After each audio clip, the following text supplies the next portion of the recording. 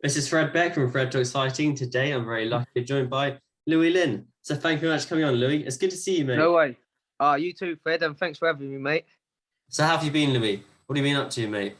Yeah, I've been good. Thanks, Fred. Just take it all and just I had 2 weeks off actually from training, which is like the first time I've had a couple of weeks off in years. Really, I can't remember the last time I did, but I thought, you know what, especially when I've had the cut and the stitches and that, I thought it might do me well to have a little break, and went to Northern Ireland and that with my church, which was nice, sharing the good news about Jesus. So yeah, it's nice, mate. Been all good. Back to training yesterday, so can't complain, mate. How you doing? Yeah, I just started back at college in the second year of college, about 3 weeks in. A bit of homework, a bit of interviews. Yeah, it's good, thanks, mate. But how was Northern Ireland then?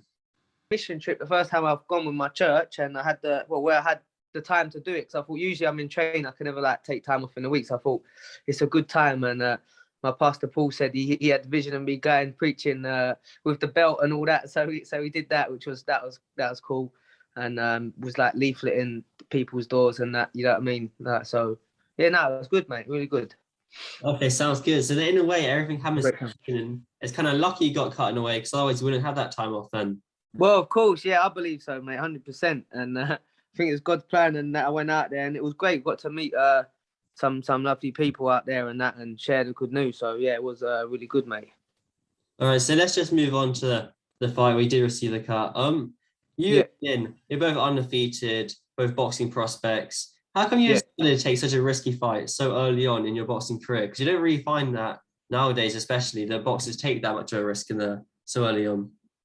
Yeah, of course. Well, I called out since my ninth fight. I called out British champion and that, and I say I wanna fight the best, and Amin Jahandar called me out. So that was it, really. You know what I mean? I thought, all right, then let's go, then let's have it, really.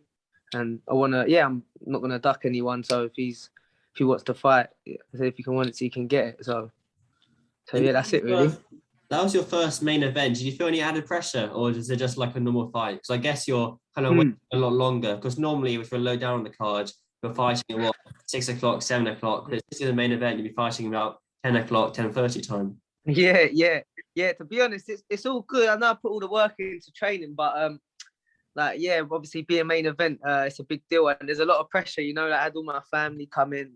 My sponsors, I'm very grateful to have like support my career, and they bought loads of tickets. MR Scaffolding, John Trayfoot, my uncle Ryan, and Craig, and yeah, loads of people come. So I knew obviously I had a lot of support come down, and it's like your whole life's been building up for this moment, you know. So it's like there's a lot of pressure, and I put a lot of pressure on myself, but I thought that, you know what I mean, I've got to get the job done, and yeah, thank Jesus we got it done, mate. So yeah, it's good. But like you say, you know, it's on BT Sport main event and that, and you just need to get the job done, really. Exactly, great exposure as well on BT Sport, especially the main event. And now you kind of have a lot of time to look back, assess your performance. Now you've had a lot of time to look back. How would you assess your performance then? Yeah, obviously I'm happy that I got the win, and but like I said immediately after the fight, I wasn't happy with my performance, because I can box better than that, and I feel like, because obviously there was a lot of pressure, and in my mind I'm thinking, like, you know what I mean, I was maybe a bit too keen, and knowing that it's main event, and that I wanted to win and win big, and I think I was going for I wanted to get a stoppage, and you know what I mean, get a big win. So I think maybe, and obviously sometimes I got caught and by rushing in and stuff, and you know what I mean, not I can be a bit more patient than that, but other than that, I don't think I've done too bad, to be honest with you. Yeah, no, it's a very good performance. And as you just said, the heads in the fight, obviously, it made the cut happen, and the fight ended in round 9. That's your first time being cut in your pro career. Do you think that affected you? What do you mean? Does that affect me or my career? It affect you at all fighting with the cut? Because normally you see some fighters in the middle of the fight, as soon as they get cut, it kind of affects it easily. Yeah, well, it was fine. Luckily, it happened towards the end of the 9th round. I think I had about 30 seconds to go. But as soon as it went, like, I could feel the blood going into my eye, and I went on the back foot a little bit. And but yeah, no, I suppose if it kept bleeding like that, obviously it's hard to fight, I suppose, with one eye. But I managed to get through the last bit of the round, not too bad. But I thought, I didn't know obviously how bad the cut was, and then my coach Martin's like, oh no, we can't send you out like with that, you know what I mean? I was like, nah, please, Martin, like, come on, I want to do that, only one more round, you know what I mean? And I thought, obviously, yeah, I didn't know how severe it was, but and I think, yeah, because of that, I thought that I was gonna get stopped, you know what I mean, because of the cut, and I thought he was, so that put me on a bit of a downer anyway, but yeah, it weren't too bad, and hopefully, like, it's healing up nicely now, so just got to give it time now, haven't we? Time's a healer, so Yeah, see if I can get back in the ring. I can barely see it on the Zoom here. Yeah. When you did get your hand, yeah, when you did get the race, how did it feel? Because normally after a normal fight, you're thinking you're gonna win. Did you 100% know you're gonna win and go when you go into the fight? Was it's kind of 50-50, a bit edgy in the way? Yeah, I believed 100% I was gonna get the victory, but at the time, obviously, I thought where I thought my coach was gonna stop it, and I was a bit up. Like, I'm my own worst critic, and because I like getting my combinations off and throwing punches in bunches, and then obviously because I knew I rushed onto some silly shots and that, and I know I could do better. But like I say, I think it was the 8th round. I thought, right, boom, I've got 2 rounds left. I felt like, yeah, I was winning the fight, and I feel like I won the 9th round. But just because of that, the cut really, and then thinking that I was gonna get stopped because of it, made me feel like, yeah, I didn't feel great straight afterwards. Yeah, I can imagine, but If I'm honest, yeah, still, and I weren't sure as well, because sometimes, and sometimes you don't know what the judges are going to say. You know what I mean? Even that. So, but obviously, yeah, it's good. That's why I want to get the win, and I want to win more convincingly next time, and whoever I fight. You know what I mean? It's like I say, it's all experience and learning, and just got to learn. Even if you're top of the bill or wherever you are, when the pressure's there, you still got to just keep your cool. You know what I mean? Whenever 2 prospects fight, there's always talks of a rematch, or especially the fight's close. Would you be on for a rematch, or would you like to kind of move on and progress for your career? Yeah, 100%. Well, I think all the BT Sport and all the commentators, they're saying, you know what I mean, they want a rematch, and I'm happy to give them a rematch, and you know what I mean, just win more convincingly next time. So yeah, like, I'm happy to fight anyone, and if the fans want it and whatever, then we can do it again. And when do you think you obviously got the cut and you just recovered from kind of, when you back in sparring, and when do you think you'll be out again? Do you think early next year? Possibly, yeah. I think Martin said before maybe December, but obviously it all depends how this heals up. You know what I mean, really, and don't want to push it too soon and it come, like, you know what I mean, like, reopen the cut. But obviously, yeah, I would like to get back in the ring ASAP and get sparring as soon as I can, really. Yeah, of course. Of course. I mean, it must be frustrating. Kind of. I always found out when I've ever had an injury, you kind of you want to go for a run more. So you got a twisted ankle. When you haven't got a twisted ankle, you're not told about going for a run. But when you have got a twisted ankle, it kind of frustrates you more, and you want to. Cool. Yeah. Exercise. That's it. It's always the way. Like, you don't know what you got till it's gone. Sometimes, you know what I mean. You want to take things for granted a bit, don't you? Yeah, exactly. That's true. You do kind of take things for granted when you're not injured. I found that quite a lot. Before I let you go, I'll get your thoughts on a couple of fights: the AJ Usyk fight and then the Caleb Plant Alvarez fight.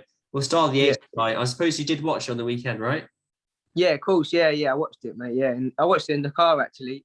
Streamed it coming back from Scotland, because the ferry didn't let us on. Because it was about 10 minutes late. They wouldn't open the gate to let us on, but we had to go to Scotland in the end and drive back from there. So yeah, we watched it. What's the signal all right? I've been to Scotland before, and the signal's never great. Were you able to watch it clearly? Yeah, luckily, yeah. And I streamed it as well, to be honest, on one of them sites, and then they kept going dead, but I managed to get back up and watch the fight, so I was happy, really. It's lucky you boxed BT Sport and not Sky Sports. I'm not sure Sky too pleased. Yeah, exactly. That's it. I know. I have to keep my mouth shut, otherwise, wouldn't I? But yeah, because, well, I think we watched the Hatton fight, and then missed all the others. I think that's when we're struggling to get the stream, really. So we just waited for a bit and managed to. I was going to pay £25 to watch the main event, but got it for free, so it's all good. Yeah, it's all right. Better keep that on the lowdown then. And so what were your thoughts on AJ's performance and Usyk's performance? Because I feel like Usyk surprised a lot of people, didn't he? Yeah, I thought, and I think Usyk boxed a class fight, didn't he? Just boxed clever, and he obviously was prepared that for AJ, where he's an orthodox fighter, he's just looking to throw his backhand, so he's aware of that. And AJ, I think he tried to box the boxer, and I think he needed to just stick it on him a bit more, because I think Usyk's movement and his skill is pretty much second to none. You know what I mean? He's awkward and sharp, isn't he? So Yeah, that's what everyone always saying now. After the fight, everyone's saying, "Oh yeah, you probably should have put on a bit more." But then in the situation, in the fight, then it's a lot easier said than done, especially like a fighter like Usyk. And there's our talks rematch. Obviously, Eddie Hearn announced that they are going to take the rematch. Do you see it going any different in the second fight? I'm not sure. I think Usyk's got his number really because of his like his pedigree and his natural ability. And I think like early on in the fight, because he caught him, you know what I mean, with a good left hand. I think in the first round even, and AJ felt it, and maybe he thought he didn't want to really come forward and take too many chances. But yeah, I reckon it could probably more likely going to go the same way, really.